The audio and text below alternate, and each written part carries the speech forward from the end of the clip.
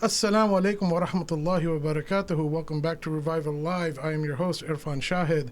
Joining me in the studio today is our esteemed guest, Sheikh Yasir Nadeem Al-Wajidi from the Islamic Institute of Elgin. He's been teaching Islamic fiqh and Islamic sciences for 12 years.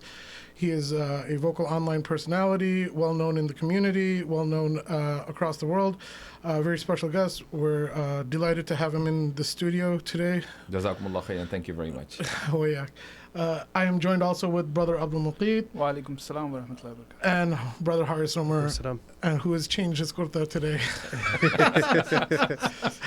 So we have a very special show for you lined up today, and we're really lucky to have the Sheikh in the studio with us today. Today's show, as we all know, we're in the middle of June Pride Month, and when we were growing up, the assault was the fahisha is everywhere in the West, right? But it was a different type of fahisha. It was the fahisha you had to protect your eyes, right? And it seems like the challenge for Gen Z, quote unquote, is going to be the fahisha of the mind, right? So inshallah, we're going to unpack this subject and try to address the issue from its roots and get the opinions of the Sheikh on the matter, and really go systematically, tier by tier, to see the impacts of this issue. I'll just open up the floor with why don't we just first of all just settle that what is the traditional Islamic ruling on this matter? It's classified as a zina. It's fahisha. The degree, the severity of the sin. People. Like today, we've kind of become tone deaf about sins. Like, oh, it's a sin, he'll repent. Is there a severity to the sin? Like, first of all, like if you could, give us the opinion, the Islamic opinion on the matter, and then the severity of it. Bismillah ar-Rahman ar-Rahim. Alhamdulillahi Rabbil Alameen. Wassalatu wassalamu ala Sayyidil Anbiya'i wal Mursaleen wa ala alihi wa sahbihi ajma'in amma ba'd. In the Quran, Allah subhanahu wa ta'ala, in approximately 26 ayat, He talks about the amal of Qawm Lut. And the same-sex behavior is the amal of Qawm Lut. And Allah Azza wa Jal declares it a fahisha. And He expresses the statement of Lut alayhi salatu wassalam, in which he says, وَإِنِّي لِعَمَلِكُم مِّنَ الْقَالِينَ. Means I detest your action.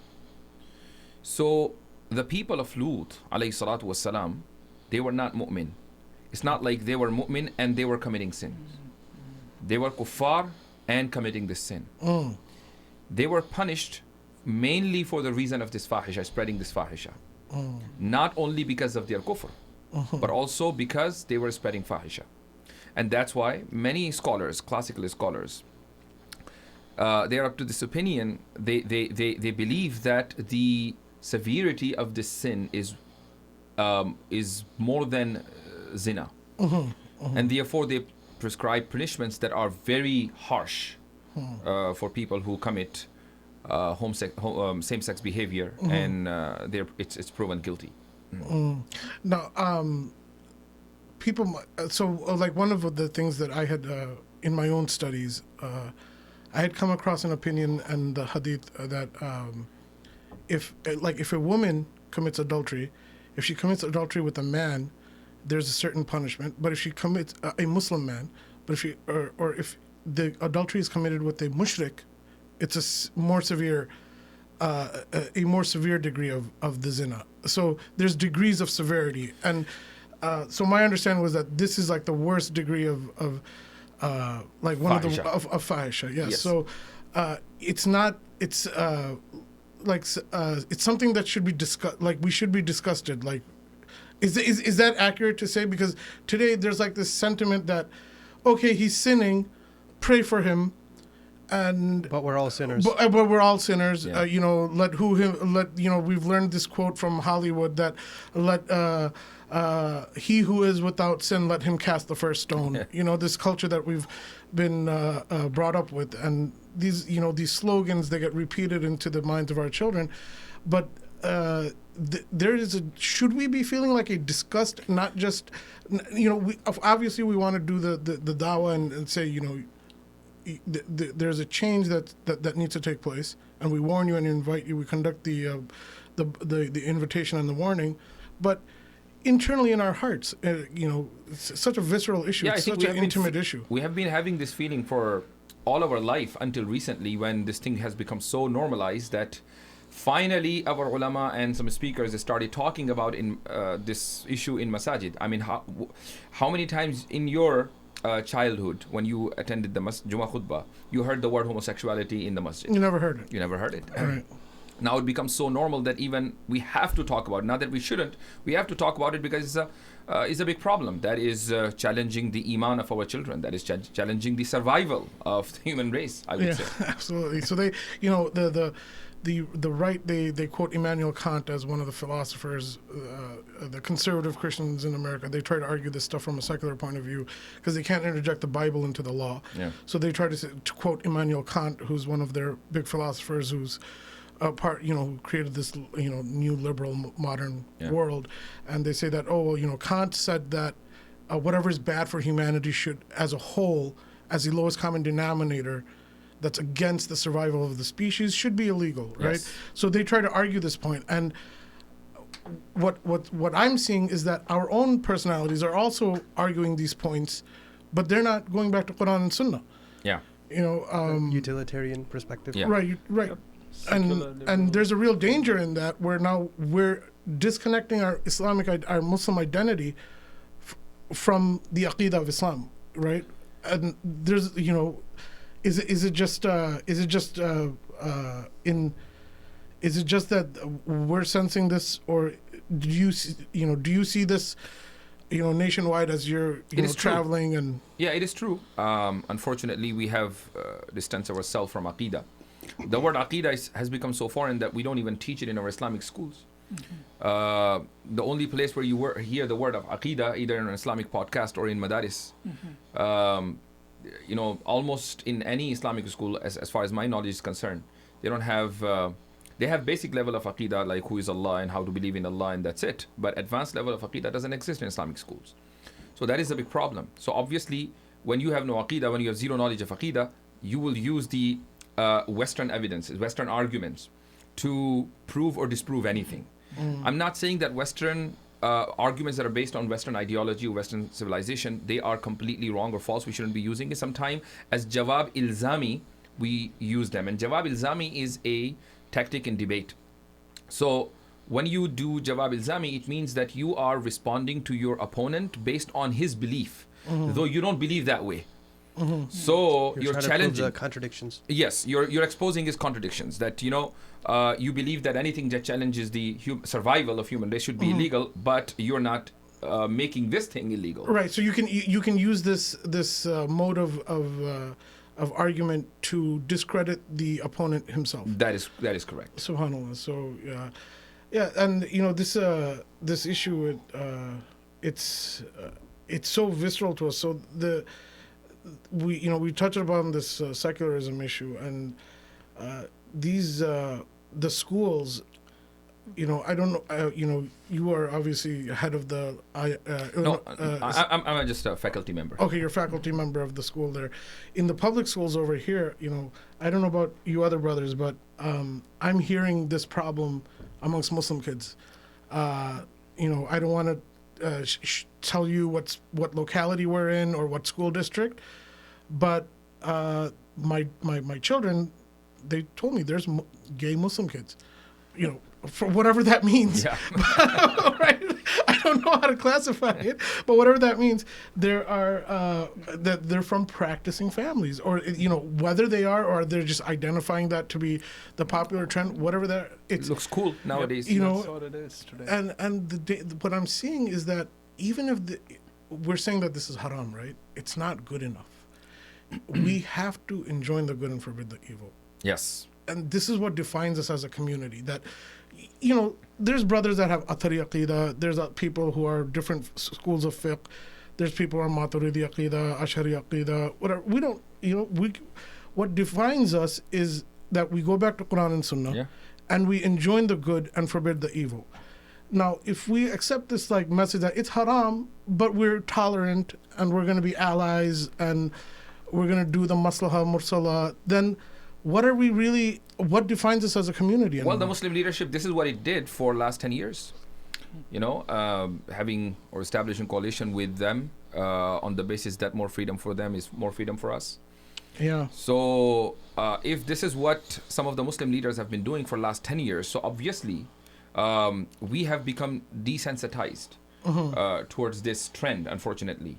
And now we're seeing this growing number of Muslim children who are unfortunately identifying them as gays or lesbians, whatever. And that is because they are under the influence of this woke culture. And it's very cool to identify whatever, you know, different than your biological traits. Right. It's almost like they're more progressed. Yeah, you know, this problem goes a lot deeper, right? I mean, let's not forget that we are living under a secular liberal society, which has, I mean, one of its main job is to make sure it produces people who believe in it. In secular liberal and Muslims. What's better place than your schools? So if you see, this process starts right from kindergarten, preschool. Yeah. I don't know if you recall, I was talking about like when my kid, and I'm talking 10 years ago, right? When we first entered her into preschool, at that time, and she was like 5-year-old, and they were teaching her that a family can have 2 moms, 2 dads. And when I confronted the teacher, she said, this is part of our accredited curriculum, and we have to teach it. So what I'm saying is that that was 10 years ago. And now, think what happened now. And so the basic point is that, you know, they are, if you look at everything, right? I mean, we talk about atheism and all those issues that we have been dealing with. All of them go back to this root issue that, you know, they are being trained to think based on secular liberal aqidah or creed, right? And which is basically follow your desires, follow whatever you think benefits you. What feels good? I think I feel absolutely, and that's what you're seeing in the, you know, that's a product that you get out when you have kids going through this pipeline and that indoctrinated through these values, and that's the end product that we get. You know, unfortunately, I think I joke around with my friends and I say this is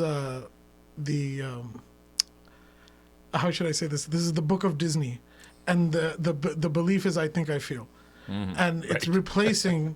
It's being forced onto our kids, and you know, you hear these statements from personalities. You say that, you know, I know them; they are good people. They, you know, they care and they care about us. And they understand our plight more than anyone else. Right.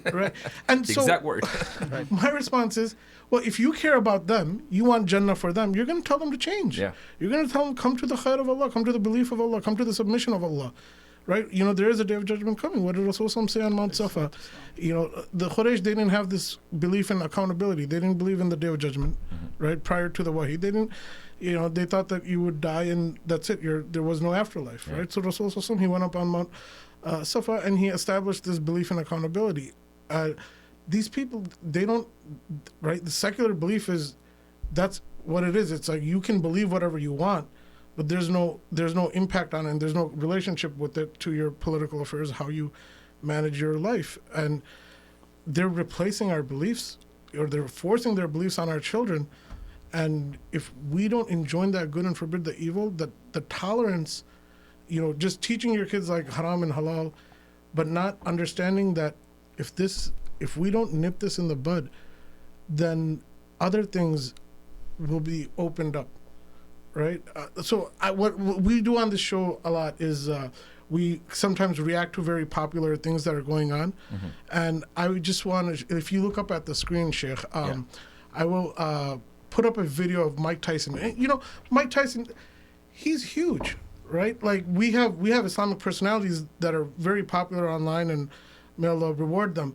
But if Tyson says something, the whole world listens. Yeah. He was world champion fighter, right? And every human has an instinct to survive and has a connection to fighting. Like every male, right? There's like a fitra in us to defend our families, right? And the guy who was world champion, there's a connection with him, whether they're kuffar or Muslim. Everybody has, and Mike Tyson, he professes to be a Muslim, but in this video, he was on the Patrick David podcast yesterday, and he was, one of the co-hosts asked him, what do you believe as a Muslim? And I'm just going to play the clip here for 10 seconds, but it was very dangerous to me. And if I can get your reaction to that, it'll put kind of this, what we're talking about, the root of this problem. If we don't address it from secular secular liberalism, if we don't, then this is what happens. And may Allah guide Mike, and I don't want to make any judgments on Mike, but I want to show the danger of what happens here. I'm just going to rewind a little bit, and then we can all listen. And it's possible that's better and help you reach your highest potential. Sometimes they can't do it some people can't deal with religion from a perspective of this is the way it is, from the Bible, from the book. And I don't know, everyone don't get into it from that perspective. They want their own personal relationship with Allah. You're saying more spiritual than more structured religion. Yes, but the structure is good as well. Some of us need the structure. That's why we have the structure in the Quran and the Bible, because some people feed on that alone. That's their objective. And I just think they all have their purpose. All religion has the purpose. All the religion, from my experience now, came from the, what do you call those people before the Egyptians, Sumerians? It's the same religion they had. It's the same religion in the Bible, some parts of the Quran. Moses is a different name. It's Gilgamesh. So all religion, even though I saw this once before, if I could be permitted to say, I was in Egypt and I'm a Muslim, and I saw on the carvings they had statues doing the Muslim prayer, the way we pray, and I said, wow, this had to influence Islam a lot. The statues. The statues had to influence Islam a lot. Thousands of years old. So we don't know anything about this world. I'll stop it right there, but you can see now, a billion people are going to watch that. Yeah. Everybody loves Mike. Who doesn't love Mike, right? Now, if Mike is being queried about what his understanding of belief is, and we're not getting a message from our members that we go back to Quran and Sunnah. What happened to you Sunni Taslima? Submit and with full peace and full submission of the heart to Allah, His book, His commands, right? What are your thoughts on this? The implications of this? Well, obviously, this guy has a great influence on people, right? And whatever he's saying. So the biggest problem is that all religion, he's equalizing. He's making all religion are equal. Perennialism. So perennialism, pluralism or perennialism, whatever you want to call. So whichever religion you practice, you're good. So that's the first message that we get from this. And the second is that on our salah there's the influence of Egyptian civilization. Right. So look, this statement that all religions are equal, and I have to speak on this issue from the fiqhi perspective, and from the aqidah perspective, both. Anyone who claims that all religions are equal, and you can go and reach Allah, God, your creator, through any path that you choose, whether it is Christianity, Judaism, Islam, or anything else. And this is a very popular thing to say. And this is a very popular concept. Unfortunately, some so-called scholars are also proposing this idea. This is kalimatu kufr.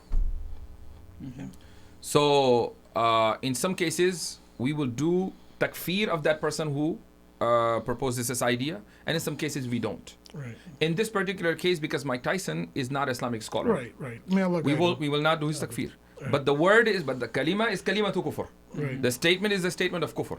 Right. And many times, a common man, a person who has no knowledge about Islam, and he just, is a new Muslim, obviously, and it is in the book of Imam Ghazali, rahimahullah, Faisal al-Tafriqa, Bayn al-Islami wa Zandaqa. It's a famous book. So here he outlines the usul, the principles of takfir, when you can do takfir and when you cannot. So he says that, jahala and ignorance is an excuse in many cases. Right. Especially if it is related to the furu' of aqidah. So there are two branches, usul of aqidah and furu' of aqidah. So the principle of aqidah has only three things: iman billah, iman bil rasul, and iman bil akhirah. Here, ignorance won't work. Ignorance will not be an excuse. But then there are furu'ul aqidah, and furu'ul aqidah means auxiliary issues in aqidah. For example, the belief in Jannah and Jahannam, belief in Malaika, and many other things. So here, ignorance can be considered an excuse. Right. So this is one of those things. Right. And given the platform that he is who he is, many Muslim kids are, Muslim kids watch Andrew Tate. Yeah. Muslim kids watch Khabib. They watch Tyson, just like we watched Muhammad Ali when we were kids, right? They watch, who else, like, who else, the Mesut Ozil, the soccer player in Turkey, right? They're, very, very, very popular figures, and we look up to the figures, our youth. If this message is not being corrected on our members and our communities, then where are our kids going, right? Yeah. If, these... Andrew Tate's reach is far beyond the reach of any one imam in America. I think and all the imams in the world combined. Yeah, that's unfortunately that's the truth, right? Yeah. So Mufti Yasir, can you comment on the other aspect he was discussing, where he said Islam is personal? For me, if it works, or so on and so forth, right? How do we understand personal religion? Yeah, that is another side effect of secularism. That your religion and your belief is personal. No. For them, it may be personal, but for us, it is public. For me, my religion is a public affair. It's not a personal affair. I will not hide my religious identity and my aqidah. I'm told to do amr bil ma'ruf and nahi anil munkar. So if that is basic in our deen, and one of the 4 points of success which are mentioned in Surah Al-Asr, Allah subhanahu wa ta'ala says, إِلَّا الَّذِينَ آمَنُوا وَعَمِلُوا الصَّالِحَاتِ. And then وَتَوَاصَوْا بِالْحَقِّ وَتَوَاصَوْا بِالصَّبْرِ. So we have to do tawasaw bil haqq and tawasaw bil sabr. Tawasaw bil haqq is that we enjoin each other of good, and we forbid others from evil. So that is tawasaw bil haqq, and that is the only thing that can save us from khasara or loss that Allah Azza wa Jal mentions in the first ayah. Inna al-insana lafi khusr. So indeed mankind is in great loss. So the exception is of those people who believe in Allah and who act upon these 4 points. So the point is that as a Muslim, my belief should be that I can be successful in this dunya and the akhirah before Allah subhanahu wa ta'ala only when I do tawasaw bil haqq and tawasaw bil sabr, after iman billah and after amal salih. So when these 4 things are in part of my life, then I'm successful. And for that reason, I have to believe that my religion is not my personal or private matter, is a public affair that I must express in front of others. Absolutely. There's actually a hadith of Rasulullah sallallahu alaihi wasallam which says, compares the Muslims to human beings in general. Go ahead, speak up. Move the microphone closer. To be on a ship, right? The upper deck and the lower deck. So, if the people on the lower deck decide to take the water by making a hole, then it's a job of the people on the upper deck to stop them from doing it. And that exactly goes to the point that the Sheikh is making. Yeah. That's an important point that you brought up, because when you start to think this way, then inadvertently what you're saying is that what the other person is doing is okay. This was okay for me. This was my personal thing. And then what happens is that then there's a normalization that's going on without even saying it. Normalization of what? Normalization of falsehood. Yeah. In many of the ways that it comes, right? And even if you take a step back from the LGBTQ issue, right? And you see, you mentioned like dating, for example, you name it. Could be in bad company, alcohol, whatever form of evil that comes in, right? Drugs, that's not what you fall in, because you're like, okay, that was okay for him, or so on and so forth. That's my personal thing. I can't advise somebody else. What would you say to the Muslim that would say, hey, you know what? I'm just not knowledgeable enough to advise something. If I see an evil, I'm not there. I'm not there. Yeah, I'm not a sheikh. I'm not. Yeah. So the ayah that I just gave its reference, Surah Al-Asr. The ayah is not, or the surah is not for shuyukh or for ulama only. It is for everybody. And Allah Azza wa Jal uses the word al-insan. In al-insana lafi khusr. So if you're not there yet, you have to be there. How come you're not there yet? That should be the question. How come you're not in the position that you can advise people to stay away from evil? That is because you don't recognize that evil. That's the problem. And if you recognize that evil, then you should be in the position of advising others to stay away from it. There is an ayah Allah subhanahu wa ta'ala says in Surah Al-Isra, وَإِذَا أَرَدْنَا أَن نُهْلِكَ قَرْيَةً أَمَرْنَا مُتْرَفِيهَا فَفَسَقُوا فِيهَا فَحَقَّ عَلَيْهَا الْقَوْلُ فَدَمَّرْنَاهَا تَدْمِيرًا. Which means that when we intend to destroy a village, a place, a region, أَمَرْنَا مُتْرَفِيهَا, so mutrafin, the elite class, we command them to do good. فَفَسَقُوا فِيهَا, but they don't do it, they become transgressors. Then what happens after that? دَمَّرْنَاهَا تَدْمِيرًا, we destroy the entire village, we destroy the entire city. So when the tadmira, dammarnaha tadmira, shows that nobody is left alive, even those who are not in the elite class, because they were not doing their duty, they were not doing performing their responsibility. Right.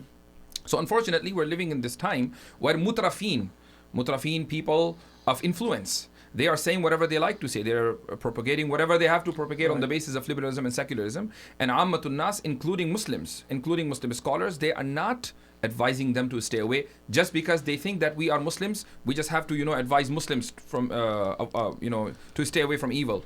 And it is not our responsibility to advise Christians, to advise Jews, to advise people who don't believe in any faith. No, as a Muslim, we are ummatul da'wah. As a Muslim, we have to advise everybody. Mm-hmm. And in Surah Al-Araf too, Allah subhanahu wa ta'ala records a situation with the Bani Israel. He talks about the ones who broke the Sabbath, right? And it talks about a group amongst them which was trying to do the commanding the good and forbidding the evil, right? And it's interesting that Allah subhanahu wa ta'ala mentions it in details, different places in that surah. In one place, he records a conversation between the people who were as commanding the good and forbidding the evil, and those who were trying to prevent them from doing it. And those who were trying to prevent them, they were saying that, why are you trying to stop us from doing this? So their response was, just so that Allah subhanahu wa ta'ala will protect us. We are doing the commanding the good and forbidding the evil so that Allah protects us, and maybe through us will guide them. Mm-hmm. Those are the two reasons. Yeah. And then he continues, Allah subhanahu wa ta'ala, that he punished and destroyed that nation, but he saved the people who were commanding the good and forbidding the evil. So it's a very critical component of our deen, commanding the good and forbidding the evil. And by the way, it's a very good opportunity of da'wah for Muslims, because a lot of people who, not necessarily Muslim, whether they're Christians, Jews, or they don't believe in any religion, but their fitrah is still not distorted, they are fed up with this LGBT ideology. And they want to hear a strong voice, which is not coming from Pope, which is not coming from the Christian circles or the Jewish circles. Right. So we have the opportunity to give da'wah. We can present our deen and clear guidelines of our deen to the whole world, that this is what we believe about this idiotic ideology. Actually, even in addition to that, the people who are, consider themselves as LGBTQ, there were a couple of studies that came out over the last few months, and they were talking about the amount of mental health issues that people who identify as LGBTQ are facing, and it's only increasing. Yeah. And so it tells you that there is something, they are looking for. I mean, when we look at people having mental illness, they actually are people who are thinking, and they are being exposed to something that is an incorrect way of life. Not only that, because the reason is that they're not satisfied with their behavior. Mm-hmm. They want more. Exactly. Okay, and this is what's called israf in the Quran. Allah subhanahu wa ta'ala, when talking about the people of Lut, Allah Azza wa Jal used the word musrifin for them. Mm-hmm. So these are the people of israf. And israf means that you cross limits and you're never satisfied. Mm-hmm. So even those who identify themselves as whatever, they're never satisfied. So they want more, and they don't get it. Mm-hmm. And that's why they face, mental issues. They're not satisfied. Yep. And, and that's, and I feel like the most effective discussion has to focus on the aqidah of secular liberalism, right? I mean, like, it's a creed, right? I mean, it's a foundation on which they have built a set of beliefs, values, and they are inviting on that basis to the Muslims, right? I mean, so I like with my kids, and I I deal with other high school, middle school kids. I noticed that in that interaction, naturally, the most effective way to deal with them is to make them understand what's happening with them in the society, what they are being exposed to through their friends, through the media, through their schools, and sometimes even their parents are affected by it, right? So you have to, go back to why is it like this, that there is the society that we live in is not the natural state for a believer. We are in a state where we are living in a society that is built on an aqidah which is diametrically opposed to the aqidah of Islam. Yeah. On that note, let me because what you said there, I have a Instagram post. I don't know if you've seen this Instagram post. It's going really viral right now. So we can react to this. And by the way, you can talk while the video is playing, but I'll go ahead and play the video for the audience. We will tell you, you are out to lunch. If you think it's acceptable to not show up because you think there's some... She's talking to Muslim kids. School, right? Oh, that's fine. Because I'm going to show my opinion by hanging out at the mall. But meanwhile, all of those kids who are, involved in, say, the Gay Street Alliance or whatever, I don't even know if we have that anymore in our school, they're here when we did Ramadan for Lion Time, and they're showing respect in the class for your religion, right, for your beliefs. It goes two ways. It goes two If you ways. want to be respected for She's applying the rule of reciprocity. Exactly. You compromise, we compromise. Color of skin, your whatever, then you better give it back to people who are different from you. That's how it works. It's an exchange. And it isn't like that in all countries. As I told you, in Uganda, literally, if they think you're gay, they will execute you. Yeah, I mean, feel free to chime in if you want to chime in while it's going. Just before Maghrib today. Because that is not what Canada believes. What Canada believes. That is not what Canada believes, right? Go ahead. Yeah, so I was talking about this video to one of my cousins. He's younger than me. He said, looks like she presented an argument. We respected you in the month of Ramadan. How come you don't respect our values? Right. So, and he was asking, how would you respond to this? It looks like a legitimate question or legitimate evidence, because obviously those people, naturally we believe in reciprocity. Naturally many people are, raised like this. So I told him, look, she's saying that we respected your Ramadan. In what way? I mean, did they stop eating? Yep. These Muslim kids were fasting. They were keeping their fast personal to them. They were not just eating or drinking in the classroom. That's it. When it comes to LGBT or transgenderism, they're trying to impose their ideology on others. They're demanding respect from others. They're asking others that we need to be called with our preferred pronouns. Muslims never demanded that, when we're fasting, you call us sa'imun. Right. We never make such demand. So it's not like we were deprived of fasting in Canada or in America, and these LGBT people came forward and they fought for our right to fast. That never happened. Right. So this demand that these two things are equal is completely nonsensical. Yeah, and in addition to that, if you look at it, right, I mean, there is she is referring to a reference point where something is considered as right. Yeah. Right? I mean, so supporting the marriage of gays is a right, and that you need to respect it because it goes against the freedom of someone else. Yeah. So it tells you that it's not neutral. There is, I mean, even religion in secular liberalism, secular liberalism is not neutral to all religions. It tries to shape religion into being accepted. They're trying to change and that's what it is. Like, I mean, Haris, you mentioned that, right? I mean, they compromise so that you compromise. Yeah. And that's exactly what you see over here is that, and we have to be careful about that. And that if you don't differentiate here, right? I mean, that we believe in submission to Allah subhanahu wa ta'ala. Absolutely. And that's our key, that we are going to stand in front of Allah subhanahu wa ta'ala. I tell my kids every day that, we are Muslim. We believe in a day of judgment.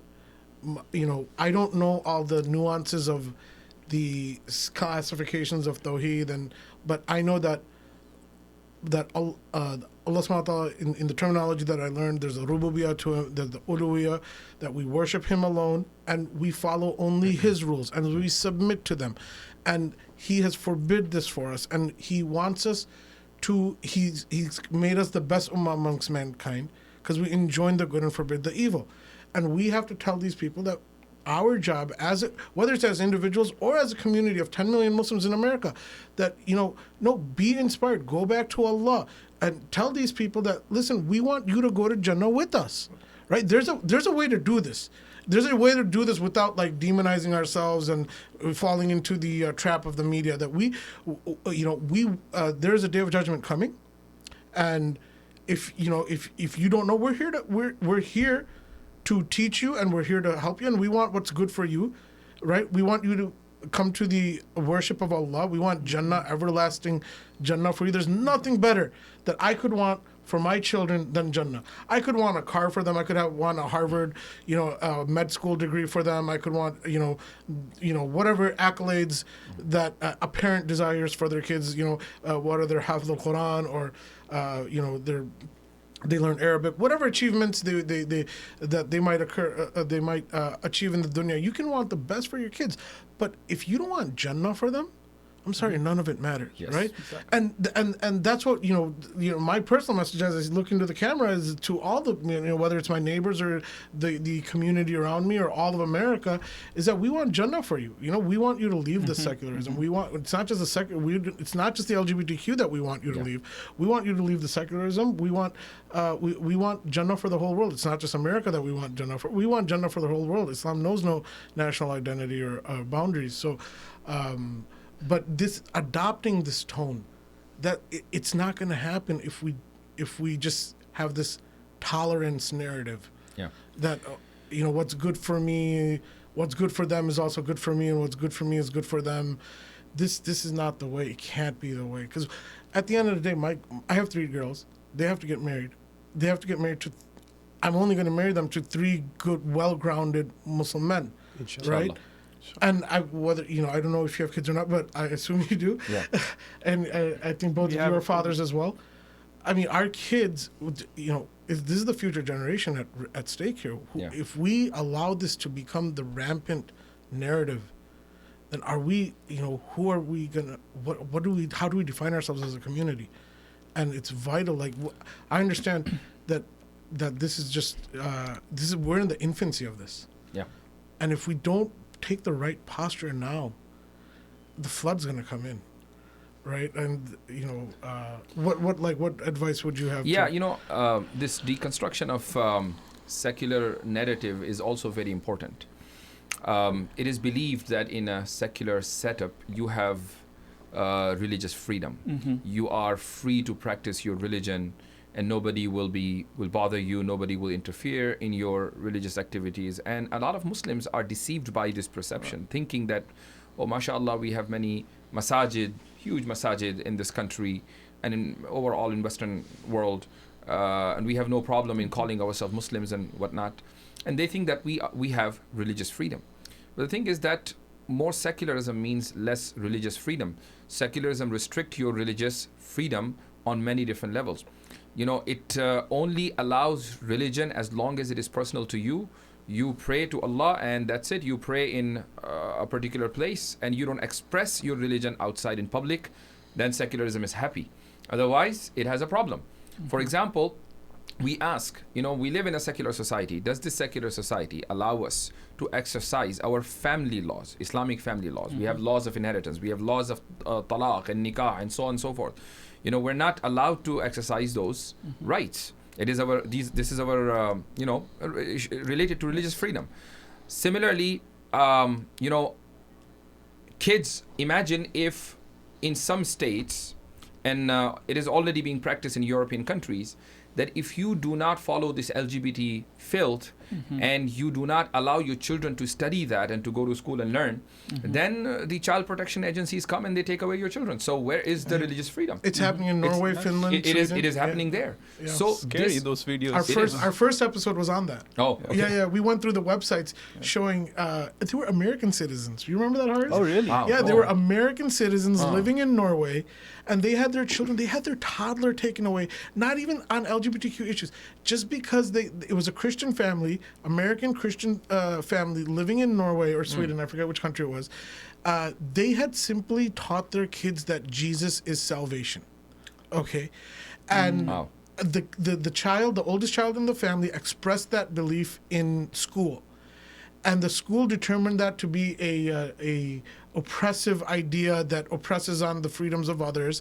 And they took the two kids into foster care, the two older kids, and then like 2 weeks later, black cars came up to the house and took the baby away as well. And this is not just an isolated issue. Muhammad Hijab has been actually, I learned about the article from Muhammad Hijab.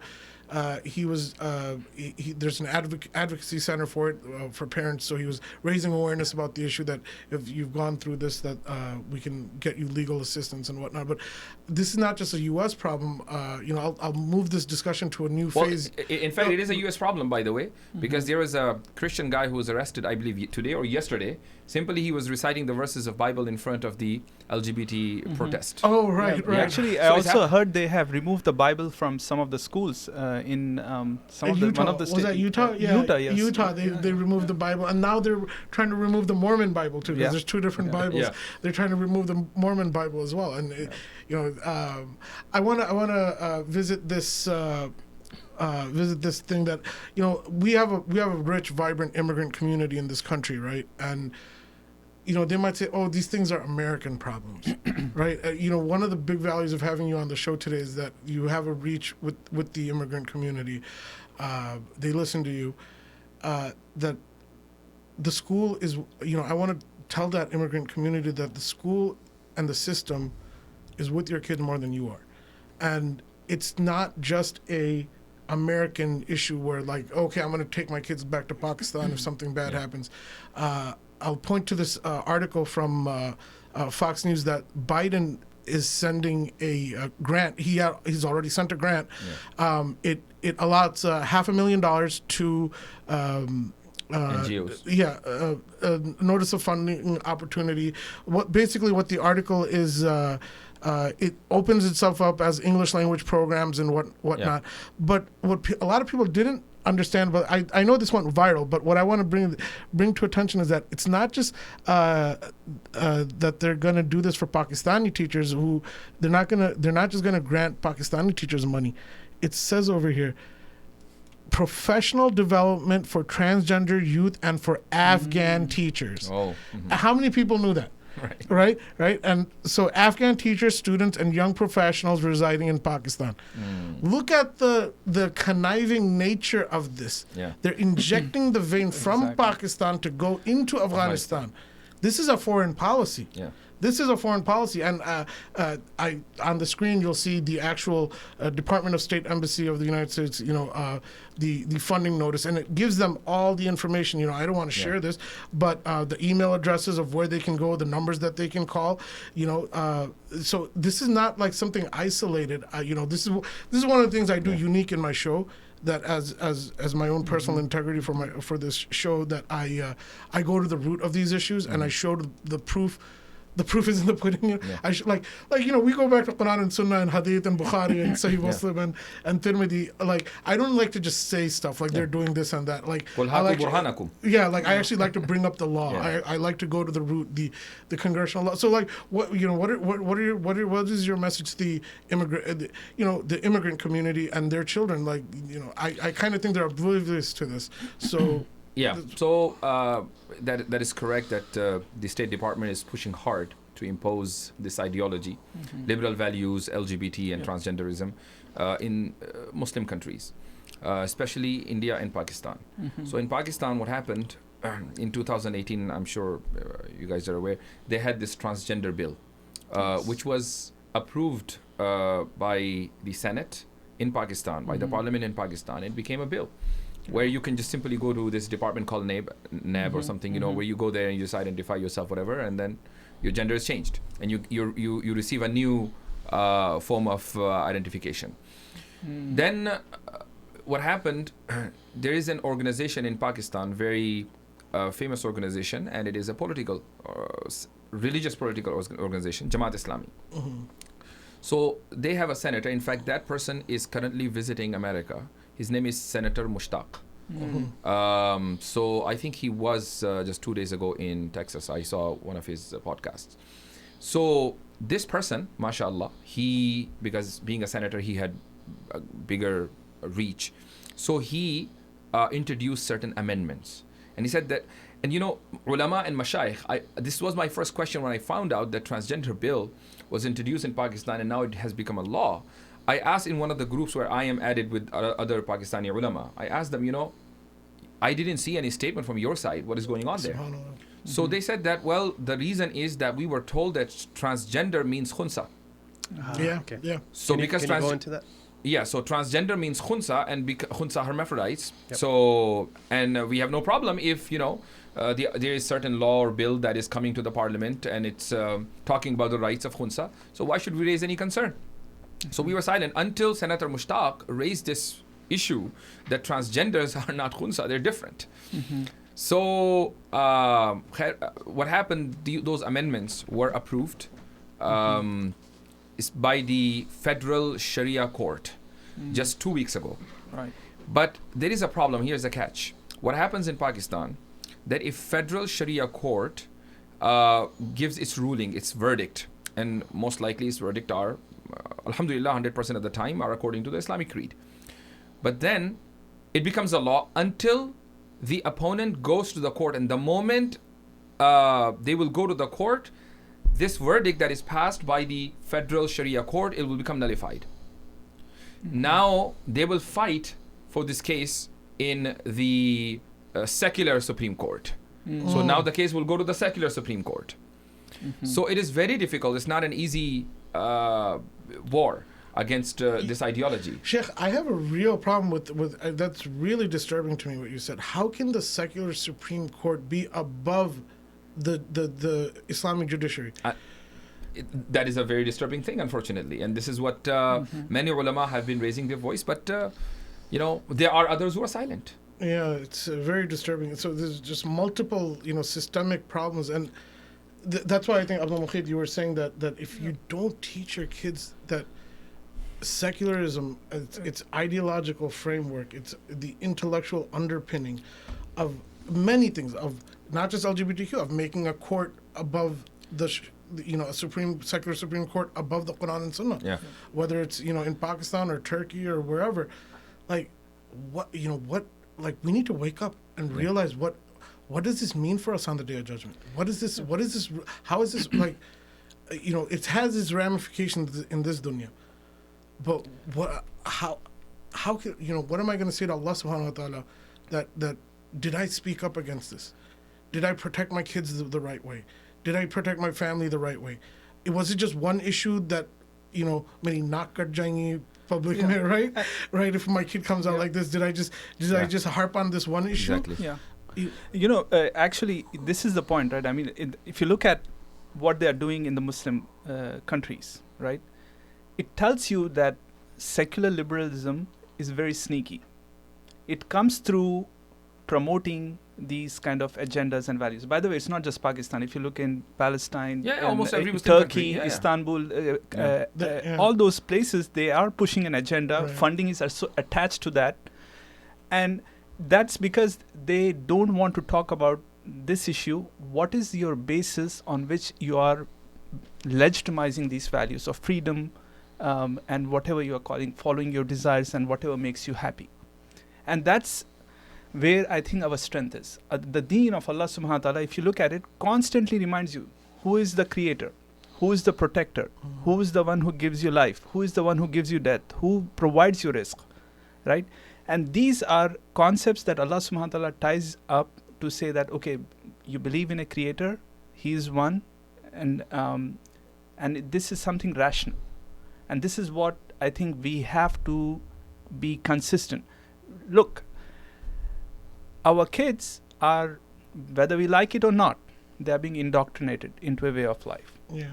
We got to have those conversations where we are focusing on the Aqidah of Islam and contrasting it with the Aqidah upon which these values emanate from, that they are being taught in school. Right. So when we draw those connections and when we establish the correct way of thinking And the kids will become confident because they are not only just following the desires, but they know exactly why they are not doing that and why their friends are acting the way they are acting. And that's that I have seen is the most effective with kids. You know, I want to go back to one thing you said in the beginning of this podcast, that you can't say certain things in khutbahs anymore, right? One of the things I've noticed is that you can't say Jahannam anymore. When was the last time you guys heard the word Jahannam in a masjid? Like, I'm not talking about your masjid. Yeah, I don't. But I go to, you know, I work in downtown, so you can take your pick. Yes. Just 4 or 5 around there.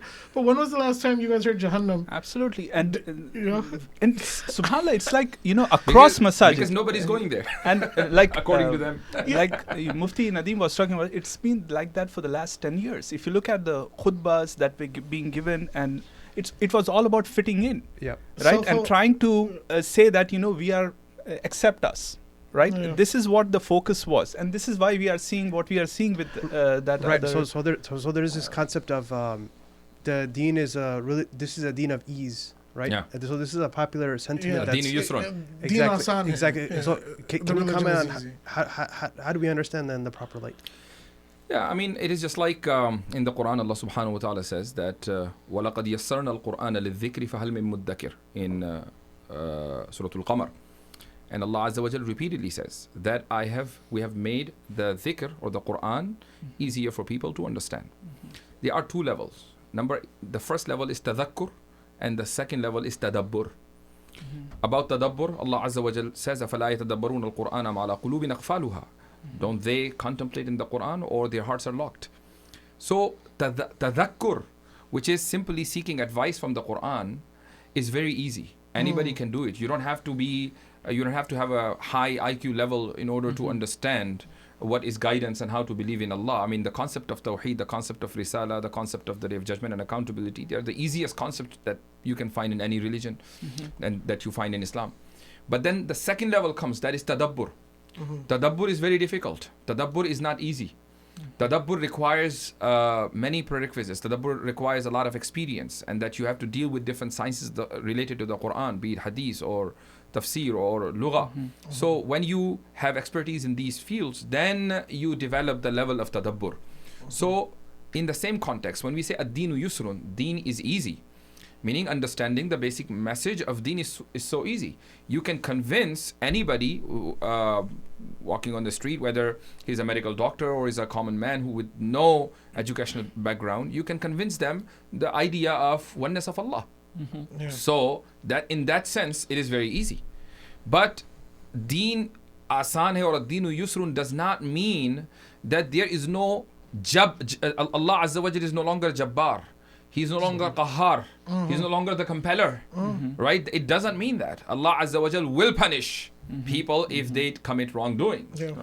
The punishment, the concept of punishment is there, and we have to talk about this. And this is what, I see that unfortunately there is a trend, especially you see this trend among the social media celebrity scholars. That most of the time you will see them talking about Jannah and compassion of Allah, which is good. Sabaqat rahmati ghadabi, motivation. Sabaqat rahmati ghadabi. Allah Azza wa Jalla says that my rahmah has overcome my ghadab. But it doesn't mean that the ghadab is completely gone out of the picture. Ghadab is also there. So when we talk about both aspects of our aqidah, rahmah and ghadab, Allah is Rahman and Rahim, and at the same time is Jabbar and Qahhar. As we have to do Amr bil Ma'roof and Nahi Anil Munkar and we get Jannah, at the same time if we don't do it, then we go to Jahannam. Absolutely. Once you make that part of your belief, then only people will have this sense of responsibility that we have to actually advise others from, about staying away from evil. SubhanAllah. And a teacher recently mentioned that the sweetness of Iman is known through that struggle. And if you look at the life of Rasulullah sallallahu alaihi wasallam or any of the prophets, I mean, they went through that difficulty. So I'm not sure where that's lost in translation, right? And then the other thing is that plays into the concept of, okay, it's ease, but ease also leads into validation, meaning if people are okay with you, they accept you, then you're in a position that's you're not rocking the boat. The benefit. Seeking your That's benefit. a form of dawah. They would go Right. to that extent. Can we explore that mentality a let little bit? So I don't know if you grew up here, Sheikh. I don't know if I know Haris, you grew up here, but Abdul Mukhid, I don't think you grew up. I grew up here. But I've had 40 years growing up here, right? When I came here when we came here in 84, whatever it was, and we went to all the Islamic schools. There was only IFS and MCC back then, right? In 84 or 85. I think Bridgeview was just started, and that was too far for us. I went through we went to Sunday school, we'd go to Saturday school, we'd go to every Jummah, we'd be there at every Taraweeh and Ramadan program and whatever was going on in the community, the Eid bazaars. We were constantly ingrained with this aqidah that everything is haram or halal based on your benefit. Like pig is haram because it's gross, because it's got disease in it. Whether it's half the world is eating it, but they don't seem to die. Yeah. But no, it's being taught was that appealing to the secular liberal sensibilities. The harm principle. Right, the harm principle, the harm benefit principle. Oh well, it's got to be halal because it's got a benefit to it, and then. So from 96, these ideas started getting challenged, like 94, 96. Like, well, what does this actually mean? And then some of, there was this narrative created that, we have maslaha mursala, and that if you have this benefit in something, you can take it based on the benefit for everybody. And then a lot of people just bought it because it's an Arabic word. We're a bunch of desis. We don't know what this means. We don't know to open up Imam Ghazali's book and read what are the conditions of Maslaha Mursala, right? So now, so our aqidah became like, it wasn't the Quran and Sunnah, it was benefit. Like, okay, if it's beneficial, from your subjective experience, if it's beneficial, then it must be something allowed, and Allah is happy with it. And if it's not, then it's something, so you became the measure of what's right and wrong. Now it's different. Actually, let me interfere here. Sorry about that. Harm principle by itself is not bad. The problem is that harm is never defined. And if it is defined within the secular paradigm. That is the problem. Otherwise, we see in the Quran, Allah Azza wa Jal uses the harm principle in multiple places. For example, وَإِثْمُهُمَا أَكْبَرُ مِن نَفْعِهِمَا, talking about wine. That its harm is greater than its benefit. So because it is harmful, more harmful, therefore we are going to declare it haram. Right. Also in the story of Ibrahim alayhi salatu wasalam, when he destroyed the idols except for the bigger one, and when there's a conversation in Surah Al-Anbiya, Ibrahim alayhi salatu wasalam asked people, how come you worship these idols? They don't harm you, they don't benefit you. So the harm principle is used in our theology, but harm is also defined. And harmful is anything that contradicts the command of Allah subhanahu wa ta'ala. Harmful is not what you believe to be harmful, and beneficial is not what you believe to be beneficial. That is the most important thing. Right. So you cannot say something that is Allah has made haram can be beneficial for can be beneficial, exactly. And though you can produce scientific studies one after the other saying that it has benefits, Allah subhanahu wa ta'ala has declared haram, so it will remain haram. Maybe the scientific discovery will change tomorrow. Who knows? Right. And that's the thing with science, right? Exactly. I mean, that it's not definite. Remember, like in the 1970s, 60s, everybody told you fat was bad for you. Fat was bad for you. Everything went to these margarine. Do you know what margarine is? It's like this artificial, it's horrible. So everybody in America started eating margarine. It's like this synthetic corn-based butter texture that's made to look like butter, right? Yes, but it clogs your arteries. So people are eating this instead of fat. Now the research is like, oh, hang on, margarine is horrible. It was so bad that if you look at margarine, they would market it as a heart. Like a red heart, it would be on any packet of margarine would have a red heart on it, and now it's like, oh no, this stuff is like really bad grease in the engine that will just give you a heart attack. Eat natural fats; they give you the viscosity in your veins and the fluid dynamics of the blood and all of that in your arteries. It's good for you. It diminishes your hunger. It's got it's so much more nutrient rich than margarine or any other fat. But the science changes, people. Like You know, everybody's like on this hustle culture and body fitness, and everybody's like, there's such a materialistic world.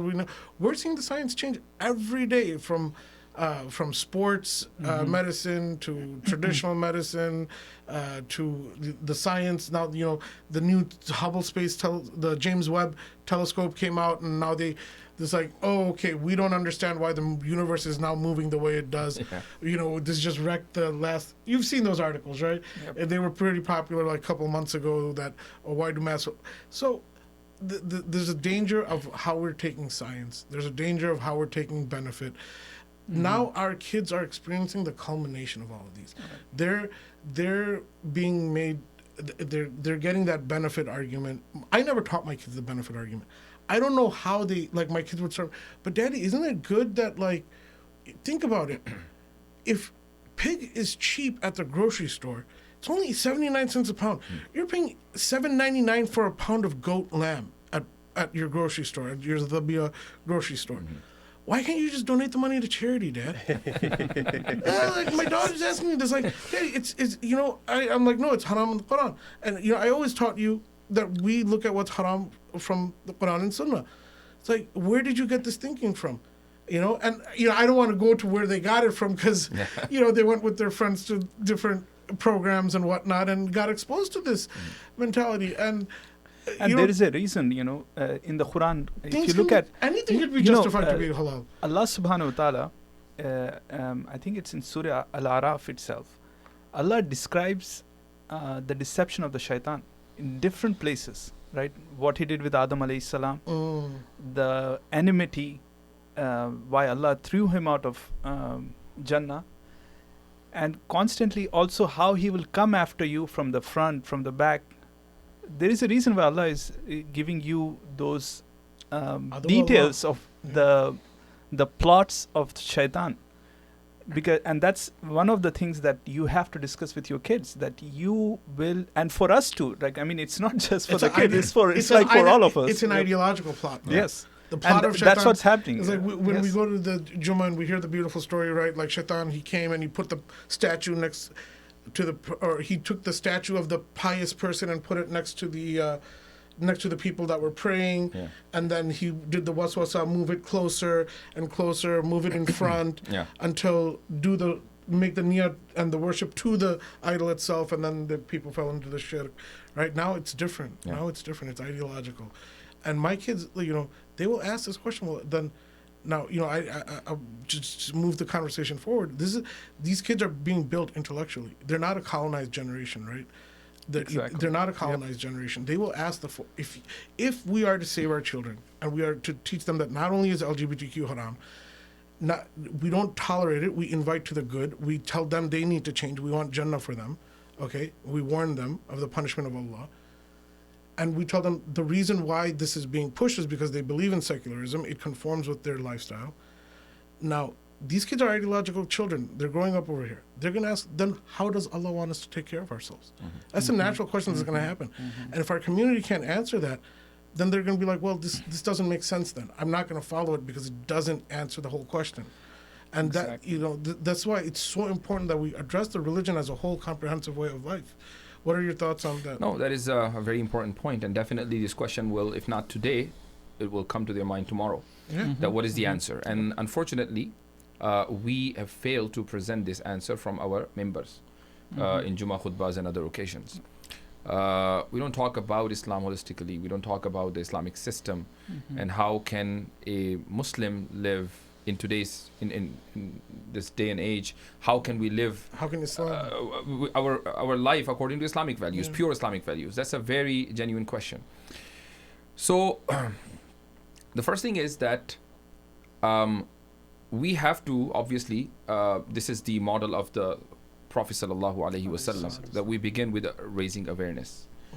If we do not teach our children that we have the solution of every problem in our religion, and Islam is a full way of life, and not only it guides you when you're in a masjid, it also guides you when you're in a market, it also guides you when you are in the battlefield, wherever you are, it has guidance. So it's a full-fledged program.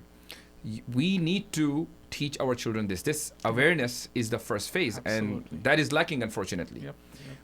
If our children grow up with this aqidah in mind, that Islam is a full package, and we need to subscribe this completely, then inshallah half of the problem are already solved. Right. The problem is that our children know that Islam exists in the masjid only when we go to Sunday school. That's where the Islam is. When we go to public schools, we forget about Islam. Right. Yeah, absolutely. And another thing, I want to break down a little bit is secularism is. So I went to the schooling here at public school since I started schooling, right? And they teach you from a very young age. I don't even remember what age, but they're like, this is a secular system. Secularism is separation of church and state. They'll just say separation of church and state. So you know that. Yep. Or you know that, meaning you understand. Did you guys do the mock votes? Yes, we did I don't want to tell you who I voted for in first grade. Right.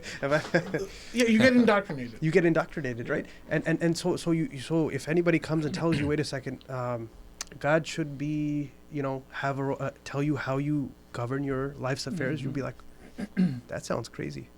That sounds like wait a second, that's not what I was told. I was told that's a fanatical thing. That's something crazy. How does bigoted thing? I mean, he can create you, but he doesn't know how you live your life. Subhanallah. Yes. Exactly.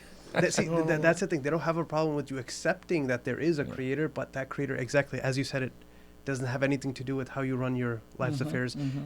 That's crazy. And even when you get into the work environment, the things that you don't talk about, God and politics, religion and politics, right? How is it that you're going to work and seeking your rizq from Allah subhanahu wa ta'ala, but you can't talk about Allah? Subhanallah.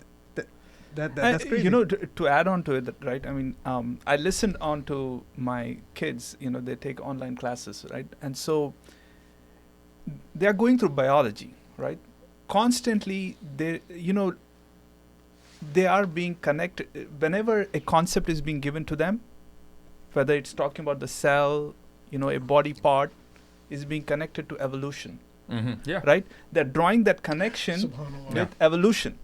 And subhanAllah, and I was thinking when I was listening to that, right? The Quran constantly draws the connection to Allah subhanahu wa ta'ala. So you see what's happening with the kids, right? They are being constantly indoctrinated into believing there is no God. Even if they don't proclaim it explicitly. I mean, the definition of life in biology is life is what evolves. So that's how they begin. So if life is what evolves, then you grow up with believing in evolution. Exactly. And subhanAllah, so it's not by chance that we are facing atheism as a problem, because that's what they are being indoctrinated. I want to share a story. So I was, there's so much limited entertainment we can do with our children, right?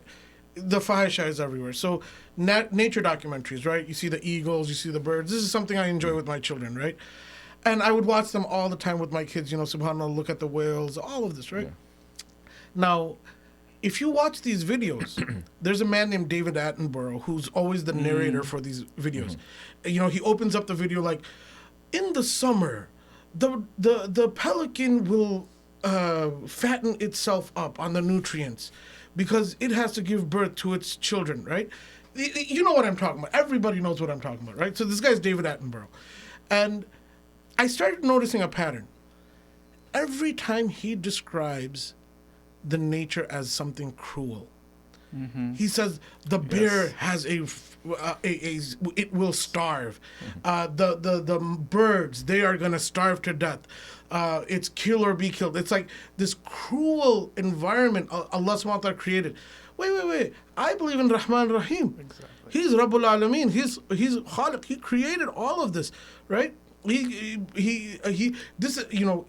All of the beauty, everything we see is just one part of the 100 parts of his rahmah, the 99, which is reserved on the Day of Judgment.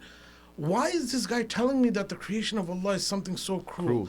And then I've been exposing my kids to their indoctrination, thinking that I'm doing something good. They're going to appreciate Allah. But it's always the animal is scared. They have to eat or else they're going to die. And it's kill or be killed. And this is a cruel winter is coming. Survival of the fittest. There's this whole survival of the fittest, Machiavellian thought process. What is that? The Darwinian thought process. It's all being ingrained into my kids right under my own eyes. Right under my own nose. And I'm thinking I'm saving them from sin. Don't watch Avengers. Don't watch this junk, that junk. Watch those. And I'm sure you are in that 0.1% Muslims who can understand this. Yeah. And the vast majority of Muslims don't even understand, don't even realize, what's being taught to their children right in front of them. Yep. This was so profound on me. I went and did a khutbah on it the next week. I was like, hey, wake up. Yep. Be very careful. Protect your kids. Is there, is there anything else you guys want to cover? No. Yeah, go ahead. No, go ahead. No, I mean, the one important point that we have to do with we need to understand that, look, what we are currently living under is not the natural state for the Muslims, and that we have to be working to change that situation, that we have to, it should be in our focus, in our vision, that what we are working to is that we need to bring back Islam. Absolutely. We need to bring back the system of Islam through which all the systems are implemented and an example be given to the world. And that's how Islam was is taken to the world, right? People would be told that, okay, look, this is the justice of Islam. This is how